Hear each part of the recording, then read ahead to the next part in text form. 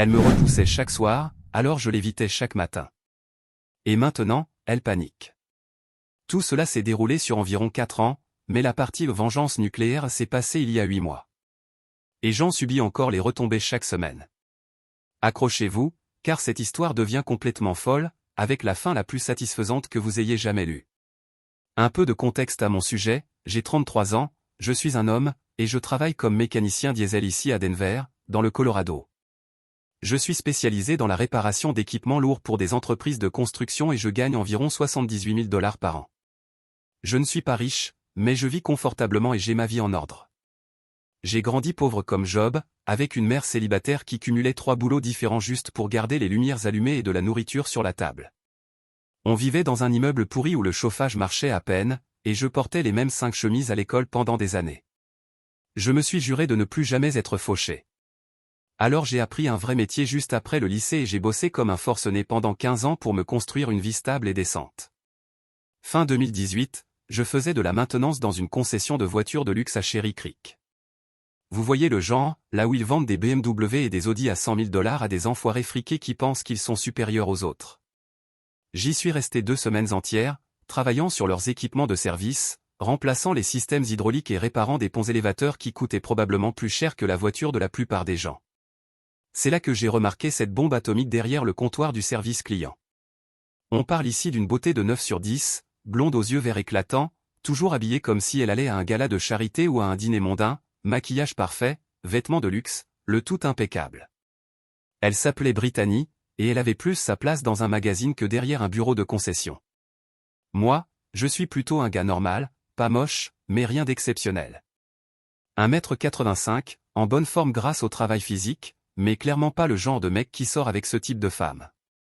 Je suis plus du style veste Carhartt et bottes de chantier, pas costume cravate ni diplômé d'université. Alors quand elle a commencé à flirter avec moi le 3e jour, j'ai cru que je rêvais ou qu'elle se moquait de moi. Elle m'apportait du café le matin, posait des questions très précises sur mon boulot, me disait que les hommes comme moi, avec de vraies compétences manuelles, étaient super attirants et virils.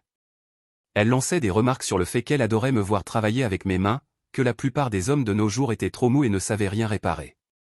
Je me sentais comme un millionnaire, comme un héros viril et rustique, au lieu d'un simple mécano rampant sous des bagnoles. Le dernier jour de travail, alors que je rangeais mes outils, elle s'est approchée et m'a demandé si je voulais l'inviter à dîner un de ces jours. J'ai failli m'étouffer avec ma boisson énergétique. Cette déesse me proposait un rendez-vous? Bien sûr que oui, ai-je répondu en essayant de jouer les type calls, même si je devais avoir l'air d'un abruti. Notre premier encart a eu lieu dans un steakhouse chic qu'elle avait choisi, le Capital Grill. J'étais là, dans mon plus beau jean et une chemise propre, totalement à côté de la plaque, pendant qu'elle commandait des hors-d'œuvre aux noms imprononçables. Le serveur me lançait des regards comme si je n'avais rien à faire là. Mais Brittany, elle, semblait vraiment intéressée par moi. Elle posait plein de questions sur mon boulot, mon passé, mes ambitions. Elle m'a dit qu'elle adorait mon authenticité et ma détermination, surtout comparé à tous les mecs superficiels qu'elle rencontrait d'habitude. L'addition s'élevait à 180 $, mais je m'en fichais. La femme la plus sublime que j'avais jamais rencontrée s'intéressait vraiment à moi. Elle m'a dit qu'elle travaillait dans les relations clients et l'expérience client chez le concessionnaire, ce qui, comme j'ai appris plus tard, signifiait qu'elle devait juste avoir l'air jolie, répondre au téléphone et donner les clés quand les voitures étaient prêtes. Mais la façon dont elle en parlait, on aurait dit qu'elle dirigeait toute l'affaire et prenait des décisions stratégiques. Premier drapeau rouge que j'ai complètement ignoré, parce que, disons-le franchement, je pensais avec la mauvaise partie de mon corps. On a commencé à sortir ensemble régulièrement, et les premiers mois étaient absolument incroyables. Elle s'habillait pour nos rendez-vous comme si on allait à des avant-premières de films ou sur un tapis rouge. Elle voulait toujours aller dans les meilleurs restaurants du centre de Denver, dans les bars à cocktails les plus chics de Lodo, ou à des dégustations de vin hors de prix dans les montagnes. Je dépensais entre 250 et 400 $ chaque week-end juste pour suivre son rythme de vie et ses attentes sociales. Mais ça ne me dérangeait pas du tout. J'avais une petite amie incroyablement sexy qui me faisait me sentir comme l'homme le plus important du monde. Le sexe était tout simplement renversant. Elle savait exactement comment me faire craquer, portait de la lingerie coûteuse qui devait valoir plus que la mensualité de mon camion, me faisait me sentir comme l'homme le plus chanceux de la planète, comme si j'avais gagné à une sorte de loterie. Mais avec le recul, tout était toujours conditionné. Un bon comportement et de l'argent dépensé étaient récompensés. Le moindre doute ou la moindre remise en question, et elle me traitait avec une froideur glaçante. 6 mois après le début de notre relation, elle a commencé à lâcher des indices à peine voilés sur l'idée d'emménager ensemble. Elle disait que sa colocataire Jessica était totalement toxique, pleine de drames, et rendait sa vie impossible, au point qu'elle ne pouvait plus se concentrer sur son évolution de carrière et son développement personnel. Elle se plaignait constamment que Jessica ramenait des inconnus à la maison, laissait traîner la vaisselle sale partout, et mettait de la musique à fond à n'importe quelle heure. Elle décrivait l'endroit comme un cauchemar de maison de fraternité universitaire, au lieu d'un simple appartement partagé entre 2 femmes actives. J'ai sauté sur l'occasion sans réfléchir correctement et je nous ai trouvé un superbe appartement de 2 chambres dans le quartier branché des Highlands pour 1 600 $ par mois, plus les charges. Emplacement parfait près des restaurants et des bars, cuisine moderne, stationnement correct, tout y était. Elle m'a promis de partager toutes les dépenses de façon équitable, 50-50, puisque nous profitions tous les deux de ce nouveau confort et de l'espace commun. Mais étrangement, elle n'avait jamais sa part quand il fallait vraiment payer les factures. Il y avait toujours une excuse plausible à raconter, un salaire mystérieusement retardé, une panne de voiture imprévue qui avait vidé son compte, une urgence familiale soudaine qui l'avait obligé à envoyer de l'argent à sa famille, peu importe ce qui semblait le plus crédible cette semaine-là. Je payais absolument tout, parce que je voulais être un homme, un vrai, celui qui assure et prend soin de sa femme. Le loyer, les charges, les courses, les produits ménagers, tout ce qui nous permettait de fonctionner en couple. 1 an et demi plus tard, j'ai décidé qu'il était temps de lui demander sa main. J'y pensais depuis des mois, économisant chaque centime de mes heures supplémentaires. Je lui ai acheté une bague de fiançailles magnifique à 9 500 $ dans une bijouterie haut de gamme de Cherry Creek, anneau en or blanc avec un diamant central de 2 carats et de plus petits diamants sur le pourtour. Il m'a fallu 8 mois entiers de travail acharné, d'heures sup et de petits boulots le week-end pour la payer content. Mais je voulais que ce soit parfait pour la femme avec qui je pensais passer ma vie. La demande en mariage a eu lieu au Red Rock au coucher du soleil, par une soirée parfaite dans le Colorado. Je me suis agenouillé avec les montagnes en toile de fond pendant qu'elle versait des larmes de joie et disait oui encore et encore. Elle a posté notre fiançailles sur Instagram et Facebook au moins 50 fois rien que le premier jour, me qualifiant de roi travailleur et d'homme de ses rêves, tout en montrant fièrement la bague à tous ses amis et abonnés. Les commentaires affluaient, des centaines de personnes nous félicitaient et lui disaient à quel point elle avait de la chance d'avoir trouvé un homme aussi dévoué. L'attention et la validation qu'elle recevait sur les réseaux sociaux étaient incroyables. Moi, j'adorais ça, j'avais l'impression d'avoir conquis le monde. Le mariage a tout changé, et pas dans le bon sens. Environ 3 mois après notre mariage, Brittany a soudainement quitté son emploi chez le concessionnaire, sans même m'en parler au préalable. Elle disait vouloir se concentrer sur le fait de devenir la meilleure épouse possible, et peut-être lancer un jour sa propre boutique en ligne, quand elle aurait trouvé sa véritable passion. Je travaillais déjà entre 55 et 60 heures par semaine, y compris la plupart des samedis, pour couvrir toutes nos dépenses mensuelles. Mais je me disais que c'était ça, être un homme, subvenir aux besoins de sa famille et laisser sa femme poursuivre ses rêves. Nous avons acheté une maison vraiment magnifique à Arvada pour 320 000 $, après des mois de recherche.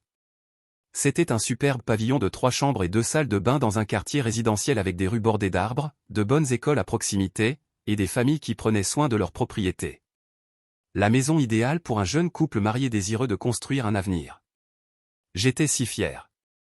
Signer ces papiers et recevoir les clés, c'était pour moi la consécration en tant qu'homme et chef de famille.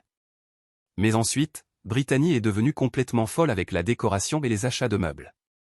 Elle a dépensé 18 000 $ chez Pottery Barn, West Elm, HomeGood et Target rien que pendant les 2 premiers mois où nous avons vécu là. Chaque pièce devait être entièrement repensée pour être parfaite sur Instagram, avec des couleurs coordonnées, des coussins hors de prix, des œuvres d'art valant des centaines de dollars, et des meubles dignes d'un magazine de design. Je rentrais d'une longue journée de réparation d'équipement pour découvrir qu'elle avait acheté un ensemble de salles à manger à 18 cents $ sans même me consulter ni vérifier notre budget. Quand je lui ai demandé des explications, elle s'est braquée et m'a dit « Tu ne veux pas que notre maison ait l'air réussie et bien tenue? Tu ne veux pas que les gens nous respectent quand ils viennent dîner ?» Le shopping est devenu son véritable emploi à temps plein, au lieu de chercher un vrai boulot ou de contribuer à notre revenu familial. Elle allait au centre commercial Park Meadows au moins 2 fois par semaine, comme si c'était son lieu de travail. Elle rentrait à la maison avec plusieurs sacs de chez Nordstrom, Anthropologie, Sephora, Lululemon et tous les autres magasins hors de prix qui attiraient son attention ce jour-là. Des vêtements de créateurs qui coûtaient plus cher que ce que je gagnais en une semaine entière de travail physique intensif, des produits de maquillage dont le prix dépassait notre budget mensuel pour les courses, des chaussures et des sacs à main qui coûtaient plus que mes bottes de travail, lesquels avaient au moins une utilité concrète dans ma vie quotidienne. Nos cartes de crédit étaient constamment au maximum de leurs limites, mais elles perdaient complètement la tête et faisaient des crises de hurlements si j'osais évoquer la détérioration de notre situation financière. Tu gagnes bien ta vie, Tyler. Pourquoi tu deviens si autoritaire et radin avec l'argent? Tu ne me fais pas confiance pour gérer les dépenses de notre foyer? Je ne suis pas une adolescente irresponsable, je suis ta femme, et j'essaie de construire un foyer magnifique pour nous deux. Elle avait une manière incroyablement manipulatrice de me faire culpabiliser et me sentir honteux à chaque fois que je remettais en question un achat ou une dépense, peu importe à quel point c'était absurde ou inutile. Comme si j'étais le radin de service, un mari étouffant, méfiant, voire carrément abusif financièrement, alors que tout ce que je voulais, c'était être responsable avec notre argent et planifier un avenir stable pour nous deux. Elle me faisait la tête pendant des jours, agissant comme si je l'avais attaqué personnellement, me faisant passer pour le pire mari du monde simplement parce que je voulais qu'on établisse un budget de base. Pendant ce temps-là, je mangeais littéralement des sandwichs de station-service, des nouilles instantanées et des menus à $1 chaque jour à midi pour économiser, tandis qu'elle allait se faire des manucures et pédicures à $120 toutes les 2 semaines, comme si c'était une nécessité humaine fondamentale. Je portais les mêmes vêtements de travail jusqu'à ce qu'ils tombent en lambeaux, pendant qu'elle s'achetait de nouvelles tenues pour chaque événement social. L'inégalité financière dans notre mariage était absolument choquante, mais d'une manière ou d'une autre, j'étais le méchant rien que pour m'en apercevoir. Le pire, c'était la façon dont elle a commencé à parler de mon métier et de ma carrière. Elle lançait de petits commentaires passifs-agressifs sur le fait que je rentrais à la maison sale, sentant le diesel, qu'elle aurait aimé que j'aie une carrière plus professionnelle, avec des perspectives d'évolution, comme les maris de ses amis qui travaillaient dans des bureaux. Tout cela venant d'une femme qui n'avait pas travaillé une seule journée depuis plus de 2 ans, et passait ses journées à regarder des émissions de télé-réalité et à faire du shopping en ligne pour des trucs dont on n'avait absolument pas besoin. Tout son cercle d'amis était marié à des cadres, avocats dans de grands cabinets, financiers en costume hors de prix, promoteurs immobiliers concluant des affaires à plusieurs millions de dollars. Des types qui travaillaient dans des bureaux climatisés et ne se salissaient jamais les mains, sans faire de travail physique réel apportant une valeur concrète. Je voyais bien que Brittany comparait sans arrêt notre mode de vie au leur et nous trouvait inférieurs à tous les niveaux. Elle rentrait de leur dîner ou soirée, silencieuse et maussade, en lançant des remarques passives-agressives sur le fait que tout le monde autour d'elle devenait riche et ambitieux, tandis que nous étions apparemment bloqués au même point financièrement. Peu importe que je travaille comme un forcené dans un métier manuel essentiel au bon fonctionnement de la société, ou que la plupart de ces types avaient obtenu leur poste grâce à leurs parents ou à des relations que je n'ai jamais eues, ayant grandi pauvre. Dans l'univers déformé de Brittany, j'étais un raté en tant que mari parce que je n'avais pas les moyens de lui acheter tout ce qu'elle voyait sur Instagram. Mais voilà ce qui m'a vraiment embrouillé l'esprit et empêché de voir la réalité, le sexe restait incroyable, quand elle voulait s'en servir comme arme. Elle savait exactement comment me manipuler physiquement, mettait des dessous qui devaient coûter plus que la mensualité de mon camion, et me faisait me sentir comme l'homme le plus chanceux de la Terre. Mais avec du recul, les choses sont claires, c'était toujours totalement transactionnel. Un bon comportement et des grosses dépenses étaient récompensés par de l'intimité. Remettre en question ses dépenses ou demander un minimum de respect, c'était des semaines de silence et de nuits dans des lits séparés. Environ 3 ans après notre mariage, l'acte de l'épouse douce et reconnaissante a disparu à jamais.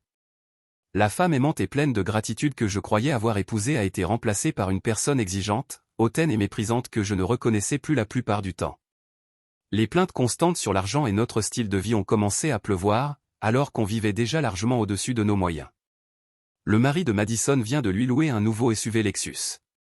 Et moi, c'est pour quand? C'est embarrassant. Mon camion était entièrement payé et fonctionnait parfaitement avec un bon entretien régulier, mais elle avait honte qu'on la voie à bord avec moi.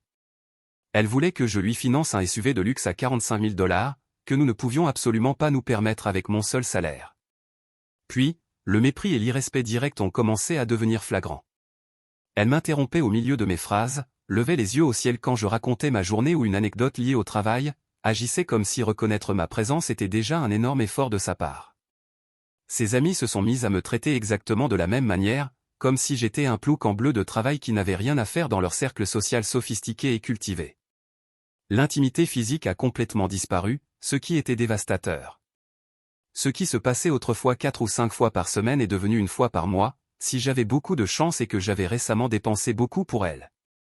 Et encore, Seulement après lui avoir acheté quelque chose de cher ou l'avoir emmené dans un endroit chic dont elle pouvait se vanter sur les réseaux sociaux. Elle était littéralement en train de m'éduquer comme un chien, à payer pour avoir un minimum d'affection ou de contact physique. J'ai essayé d'avoir des conversations sérieuses avec elle sur notre relation et sur ce qui était en train de se passer, mais elle retournait tout contre moi à chaque fois. Peut-être que si tu étais plus romantique et attentionné. Peut-être que si tu organisais de meilleurs rendez-vous et me surprenais plus souvent. Peut-être que si tu t'habillais mieux quand on sortait en public. C'était toujours de ma faute, jamais sa responsabilité à elle d'être devenue froide et distante. Pendant ce temps-là, elle brûlait notre argent comme si nous étions millionnaires avec des ressources illimitées. $300 chez Sephora pour du maquillage dont elle n'avait pas besoin, $600 de virée shopping chez Nordstrom pour des vêtements qu'elle ne porterait qu'une seule fois, $200 de déjeuner entre copines où elles passaient tout leur temps à dénigrer leur mari et à se plaindre de leur vie. Moi, je faisais des heures supplémentaires chaque semaine et je prenais des petits boulots le week-end juste pour pouvoir suivre les paiements des cartes de crédit, pendant qu'elle vivait comme une starlette de télé-réalité. Le point de rupture est arrivé quand elle a commencé à parler sérieusement de vouloir une maison plus grande, plus impressionnante. Tous mes amis ont de plus belles maisons, dans de meilleurs quartiers. Celle-ci est trop petite et gênante quand on reçoit du monde. On avait 120 mètres carrés rien que pour nous deux, mais apparemment ce n'était pas suffisant pour satisfaire les exigences sociales de Princesse Brittany. Je me tuais littéralement à la tâche, 70 heures par semaine, à manger des nouilles instantanées et des sandwichs au beurre de cacahuète le soir, pour qu'elle puisse s'acheter un énième sac à main à $400 qu'elle n'utiliserait que 2 fois.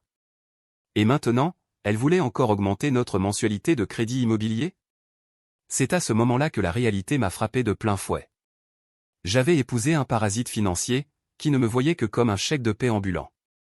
Je passais mon temps à me confier à mon pote Jake au boulot, à propos de ce que je vivais à la maison.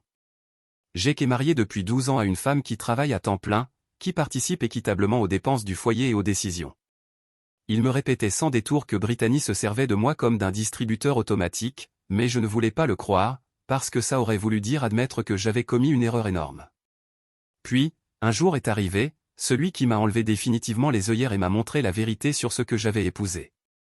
J'ai été renvoyé plus tôt d'un chantier commercial parce qu'un inspecteur de la sécurité de l'OSHA avait découvert des violations sur des échafaudages, rien à voir avec mon poste, mais tout le monde a dû quitter le site jusqu'à nouvel ordre. Je suis rentré à la maison vers 13 heures, en m'attendant à trouver Brittany en train de faire quelque chose de productif, peut-être du ménage, de la cuisine, travailler sur sa soi-disant boutique en ligne, n'importe quoi qui aurait une utilité pour notre foyer.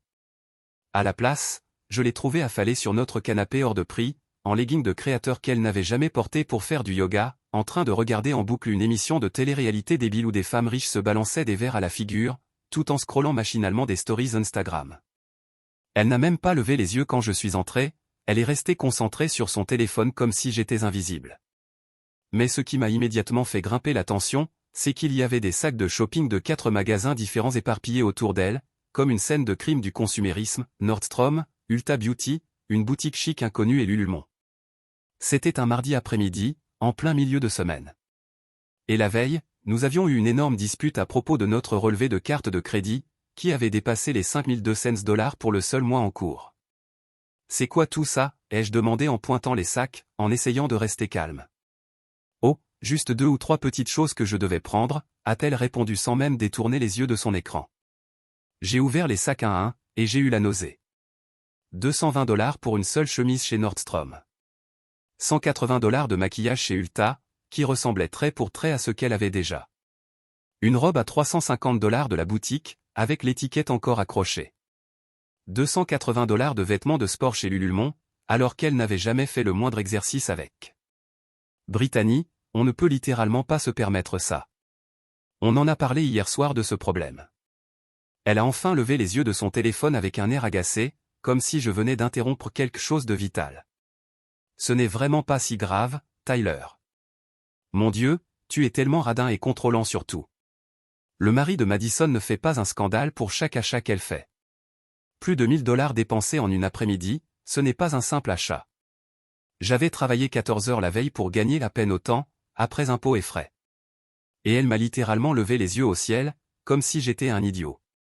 Peut-être que tu devrais trouver une meilleure carrière, alors, au lieu de te plaindre tout le temps de l'argent et d'essayer de contrôler ce que je fais. Cette remarque m'a frappé comme un coup de masse en pleine poitrine.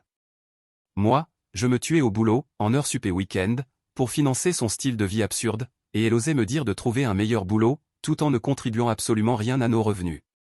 Mais l'histoire devient encore bien pire. Ce soir-là, je l'ai entendu parler au téléphone avec quelqu'un dans notre chambre. Je ne cherchais même pas à espionner, mais elle parlait assez fort pour que je puisse entendre chaque mot depuis la cuisine, pendant que je faisais la vaisselle.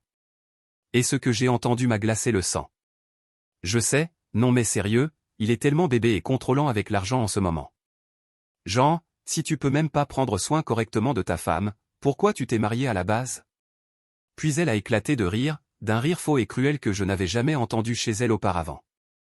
Elle a ajouté, j'en ai même parlé à mon père à propos de toute cette situation.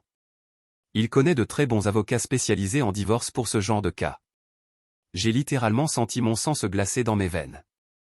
Elle discutait tranquillement d'avocats spécialisés dans le divorce avec quelqu'un, tout en continuant à saturer les cartes de crédit à mon nom pour faire du shopping.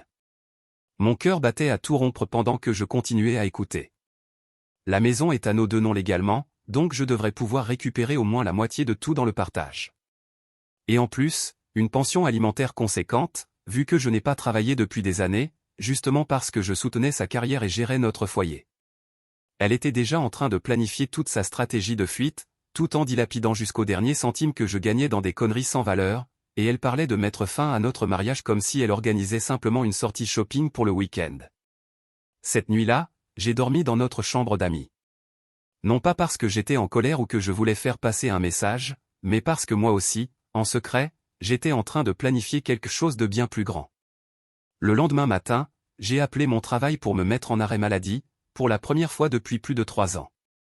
J'avais besoin d'une journée complète rien que pour moi, pour enquêter et comprendre exactement quel genre de personne j'avais épousé, et quelles étaient mes options juridiques. J'ai passé toute la journée à examiner chaque relevé financier que nous avions, à la loupe.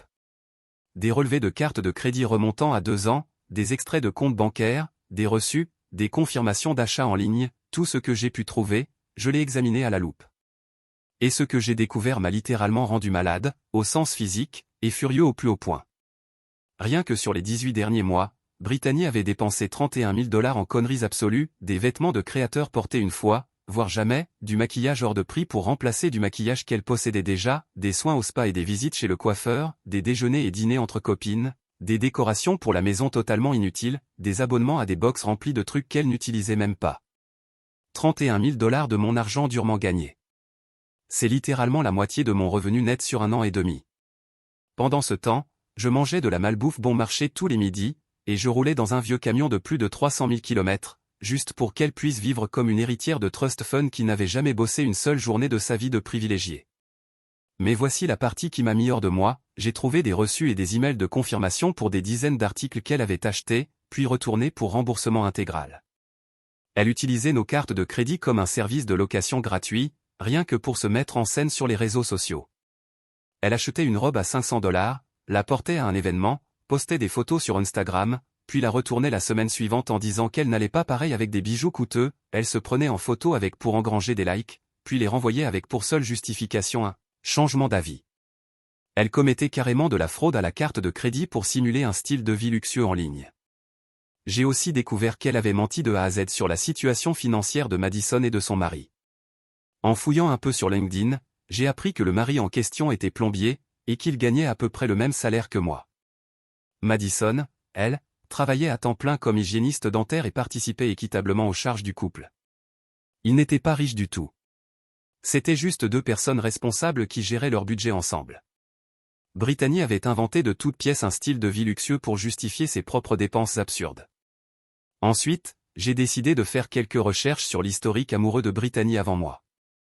J'ai retrouvé son ex de la fac sur Facebook, et l'histoire était quasiment identique à la mienne. Elle l'avait convaincu de tout payer pendant 2 ans, avant de le larguer brutalement quand elle avait trouvé quelqu'un avec plus d'argent et de meilleures perspectives de carrière. Ce type avait même écrit des publications détaillées pour mettre en garde d'autres hommes, la qualifiant de prédatrice financière ciblant spécifiquement les mecs bosseurs avec un revenu stable. J'aurais dû faire cette enquête avant de lui proposer de m'épouser, mais j'ai réfléchi avec ma braguette au lieu de mon cerveau. Comme un parfait abruti. C'est à ce moment-là que la vérité m'a frappé de plein fouet, je n'étais ni son mari, ni son partenaire de vie. J'étais juste sa dernière cible, sa proie du moment. Et d'après ce que j'avais entendu dans cette conversation téléphonique, j'allais bientôt devenir son prochain ex-mari, largué dès qu'un autre plus riche se présenterait. Mais Brittany n'avait absolument aucune idée du genre d'homme avec qui elle jouait. Elle pensait que j'étais juste un idiot manipulable, un mécanicien bas de plafond qu'elle pouvait exploiter et jeter dès qu'une meilleure option apparaîtrait. Elle allait recevoir une leçon très coûteuse sur les conséquences de sous-estimer les gens. Pendant les 3 mois suivants, j'ai joué à la perfection le rôle du mari idiot, aveugle et dévoué, tout en construisant en secret un dossier juridique dévastateur contre elle. J'ai installé un système de caméras cachées dans notre salon, pour enregistrer ses virées shopping quotidiennes et ses conversations téléphoniques à propos de son plan de divorce. J'ai commencé à faire des captures d'écran de toutes ses publications sur les réseaux sociaux où elle se vantait de ses achats coûteux. J'ai conservé chaque reçu, chaque relevé de carte, chaque preuve documentant ses abus financiers systématiques au sein de notre mariage. Mais j'ai aussi pris quelques décisions stratégiques qu'elle n'a jamais vues venir, parce qu'elle me croyait trop bête pour anticiper quoi que ce soit. D'abord, j'ai ouvert un compte bancaire entièrement séparé, dans une autre caisse d'épargne, et j'ai commencé à faire verser automatiquement une partie de mes heures supplémentaires dessus. Pas assez pour qu'elle remarque une différence sur notre compte joint, mais sur 3 mois, j'ai réussi à mettre de côté 12 000 $ qu'elle ne pouvait ni voir ni toucher. Ensuite, j'ai commencé à refuser calmement ses demandes de dépenses les plus délirantes, tout en enregistrant ses réactions explosives. Quand elle a voulu 800 $ pour un week-end au spa avec ses copines, j'ai dit qu'on ne pouvait pas se le permettre. Quand elle a exigé que je lui achète un sac à main de créateur à 2 500 $ qu'elle avait repéré en ligne, j'ai répondu un non catégorique. À chaque fois, elle piquait une crise de hurlement, mais je restais ferme et je filmais tout. Cette stratégie a permis de révéler sa vraie nature sans aucun filtre. Le masque n'a pas simplement glissé, il a été arraché et jeté à la poubelle. Elle m'a traité d'égoïste, de radin, de mari épouvantable qui ne l'aimait pas. Elle a dit que je l'abusais financièrement en ne lui laissant pas acheter tout ce qu'elle voulait, quand elle le voulait. Elle a même commencé à me menacer de partir et de prendre la moitié de tout, ce qui, précisément, était ce que je voulais. Et j'avais tout cela capturé en vidéo haute définition. Pendant ce temps, je préparais méthodiquement ma vie d'après-divorce, sans en parler à personne. J'ai trouvé un bel appartement d'une chambre en centre-ville et discuté avec le propriétaire pour qu'il me le réserve jusqu'à ce que je sois prêt. J'ai commencé à déplacer progressivement mes outils et équipements les plus précieux dans le garage de GEC, sous prétexte de travailler sur un gros chantier commercial nécessitant un espace de stockage supplémentaire. Le catalyseur final qui a déclenché mon plan nucléaire est arrivé quand Brittany a annoncé qu'elle voulait s'organiser une somptueuse fête d'anniversaire pour ses 30 ans. Pas juste une célébration normale avec des amis, elle voulait louer une salle d'événements prestigieuse, engager un traiteur professionnel, un photographe, des musiciens en live, le traitement complet de célébrités. Son budget estimé ? 20 000 $ pour une seule fête. Brittany, c'est complètement délirant et financièrement impossible. On ne peut pas se permettre une telle somme. Elle m'a répondu, c'est mon 30e anniversaire, c'est censé être spécial et mémorable. Je veux quelque chose digne d'Instagram, que toutes mes amies vont envier. Je lui ai proposé qu'on organise quelque chose de sympa, sans dépenser plus que ce que la plupart des gens gagnent en 4 mois de travail à temps plein. Et c'est là qu'elle a totalement perdu le contrôle, révélant sa vraie nature devant les caméras. Elle s'est mise à hurler que je gâchais sa vie et ses rêves, qu'elle méritait mieux qu'un mari radin incapable de lui offrir ce qu'elle voulait, qu'elle allait appeler son père pour qu'il l'aide à explorer toutes ses options juridiques pour sortir de ce mariage. Absolument parfait. Tout enregistré en haute définition, avec un son d'excellente qualité. Une semaine plus tard, j'ai entendu une autre conversation téléphonique qui a scellé son destin à jamais. Cette fois, elle parlait directement à l'avocat spécialisé en divorce recommandé par son père, discutant de stratégies précises pour maximiser ses pensions alimentaires et vérifier si elle pouvait revendiquer légalement la propriété de notre maison, puisqu'elle l'entretenait et gérait notre foyer pendant que je travaillais. Elle prévoyait également de m'accuser faussement de violence financière parce que j'avais commencé à refuser ses demandes de dépenses les plus absurdes. Elle comptait se faire passer pour la victime innocente d'un mari autoritaire et manipulateur qui ne lui laissait même pas acheter les nécessités de base pour la maison. L'audace et la malhonnêteté de ses propos étaient hallucinantes, mais c'était exactement la preuve dont j'avais besoin pour la réduire à néant devant un tribunal et aux yeux de tous. 2 semaines avant la fête d'anniversaire qu'elle prévoyait, j'ai exécuté mon plan maître avec une précision militaire. Première étape, j'ai déposé une demande de divorce et je l'ai fait assigner en pleine séance de manucure, dans son salon préféré, devant toutes ses amies et son cercle social. Je voulais que toutes les personnes qu'elle connaissait soient témoins du moment où on lui remettrait les documents légaux. Mais ce n'était que mon premier coup dans un jeu bien plus vaste. Pendant mon enquête, j'avais découvert quelque chose de très intéressant concernant ses manigances sociales. Brittany racontait à plusieurs personnes qu'elle allait bientôt hériter d'une grosse somme d'argent de sa grand-mère soi-disant mourante, qui vivait dans un autre État. Elle utilisait cette histoire complètement inventée pour emprunter de l'argent à plusieurs amis, 6 cents dollars ici, 9 cents là. Des sommes assez petites pour que les gens ne posent pas trop de questions.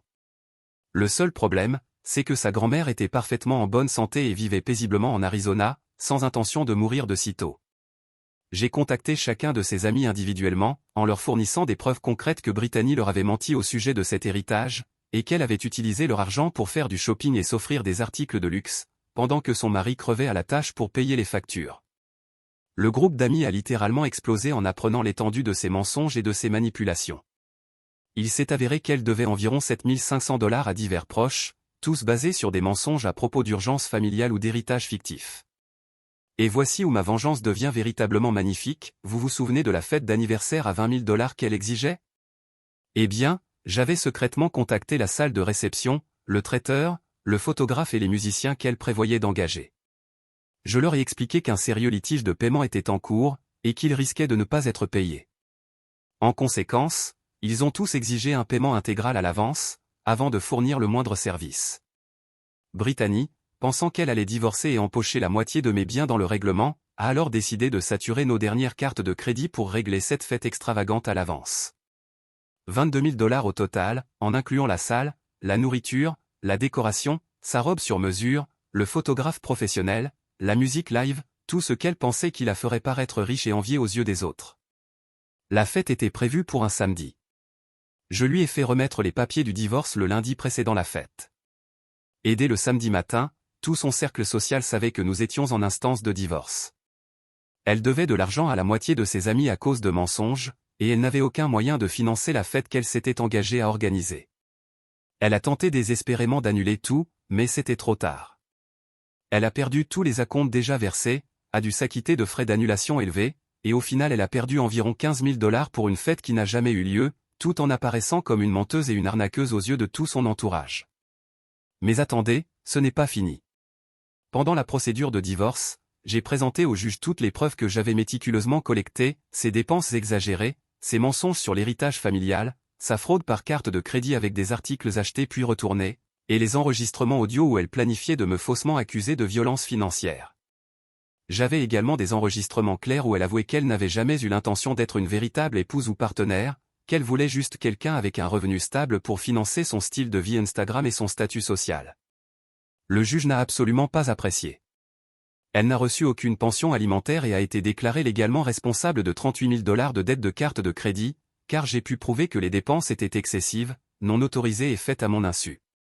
Elle a également dû payer ses propres frais d'avocat, tandis que les miens ont été pris en charge, étant reconnue comme la partie lésée.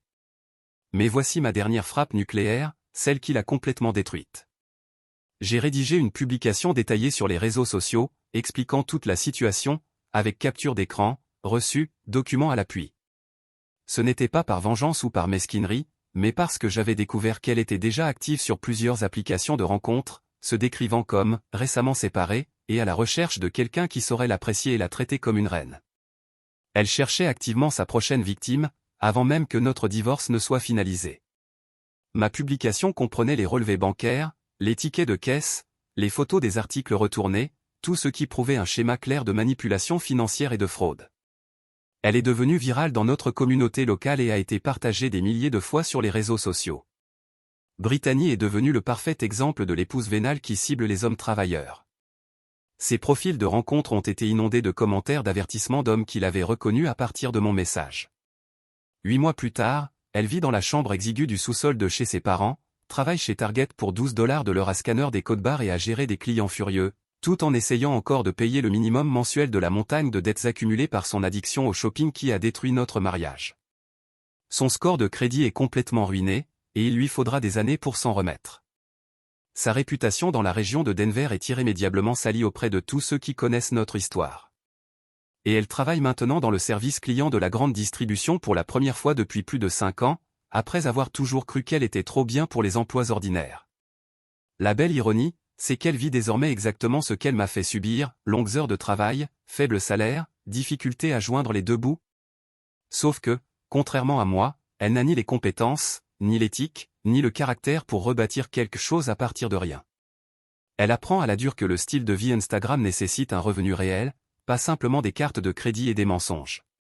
Quant à moi, je vis maintenant dans un superbe appartement en centre-ville avec vue sur les montagnes. Pour la première fois depuis des années, j'économise sérieusement, et je sors avec une formidable infirmière des urgences, Sarah, qui a sa propre carrière réussie et insiste toujours pour payer ses repas et ses dépenses quand on sort ensemble. Elle contribue réellement à notre relation, au lieu de tout prendre.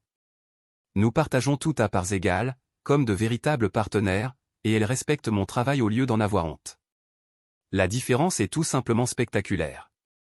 Le mois dernier, Brittany a recontacté notre ami commun Jake pour lui demander s'il pensait que j'accepterais de l'aider à se remettre sur pied financièrement, et peut-être lui accorder une seconde chance. Elle disait qu'elle avait appris la leçon, qu'elle savait maintenant être reconnaissante, qu'elle réalisait à quel point j'étais un bon homme travailleur, et qu'elle avait compris combien ses erreurs lui avaient coûté cher. Elle prétendait avoir changé, avoir mûri grâce à ses expériences, et voulait réparer ce qui s'était brisé entre nous. J'ai dit à Jake de lui transmettre ce message, mot pour mot, trouve-toi un emploi stable et garde-le pendant plus de 6 mois sans te faire virer ou démissionner. Apprends à vivre selon tes moyens et à payer tes propres factures comme une adulte. Arrête de chercher des hommes pour régler tes problèmes financiers. Alors peut-être, et seulement peut-être, on pourra discuter du mal que tu as causé. Jake m'a dit qu'elle était devenue livide en entendant ce message. Elle aurait commencé à pleurer en disant que j'étais cruel et sans cœur, qu'elle avait juste besoin d'un coup de main pour se relever après tout ce qui s'était passé. Mais c'est justement ça, le problème. Elle ne comprend toujours pas que tout ce qui s'est passé est le résultat direct de ses propres choix et actions. Elle cherche encore quelqu'un pour la sauver, au lieu d'assumer la responsabilité du désastre qu'elle a elle-même provoqué.